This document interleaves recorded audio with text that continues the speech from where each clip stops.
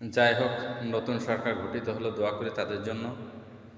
হ্যাঁ, বিরোধী দল স্বতন্ত্র সবাইকে, প্রত্যেক এলাকায় প্রত্যেক এমপি মন্ত্রী সবাই যেন দেশের জন্য কাজ করতে পারে, জনগণের জন্য, ইসলাম ও দেশের জন্য।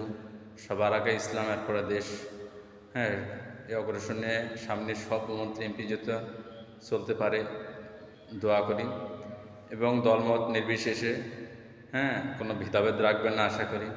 হ্যাঁ, কে দল করলো, কে না করলো, কে আমার দলে, কে পরের দলে, সবাইকে নিয়ে একটা নির্বাচনী খেলার মাঠ হয়। যাই হোক, আল্লাহ তাআলা সবাইকে তার পাশ করবে না, এর থেকে আল্লাহ তাআলা দেখা যায় বাছাই করে পাশ করাবে। তো যাহারাই যেভাবেই হোক ক্ষমতায় গেছেন, ইসলাম ও দেশের জন্য কাজ করবেন। তারপর দেখা যায় ইসলাম ও কোরআন সুন্নাহর ভেতরে রেখেই দেশ পরিচালনা করবেন।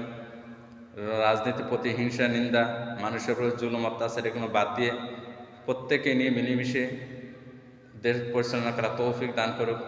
এবং যাহারা দেশ পরিচালনা করবে, আল্লাহ তাআলা তাদেরকে ৫ ওয়াক্ত নামাজ কালাম এবং কি হকের পথে থেকে সমস্ত ঘোষ, সুদ, ঘুষ এবং কি সমস্ত ফেসনা ফাসাদ থেকে দেখা যায় মানুষের অত্যাচার, সমস্ত কিছু বিরত থেকে যেত আল্লাহ তাআলাকে রাজি খুশি করে যত তারা দেশ পরিচালনা করতে পারে।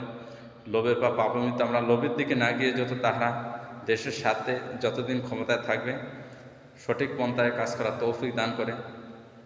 দেখা যায় নিরীহ মানুষের ওপর খেয়াল রাখতে হবে, যাহারা অসহায়, জুলুম অত্যাচারে নিয়োজিত ছিল বা হইতেছে বিভিন্ন আনাচে কানাচে বর্তমান সময়, সবার উপর নজর রাখতে হবে। কে দল আর কে আদম দল, সবার দিকে নজর রেখে দেশ পরিচালনা করে আল্লাহ তাআলা দেশের উপর রহমত বরকত নাজিল করবে ইনশাআল্লাহ। আল্লাহ তাআলা এই ক্ষমতাবানদেরকে, আল্লাহ যাহারা গেছে তাদেরকে দেশের জন্য, ইসলামের জন্য কবুল করুক, আমিন।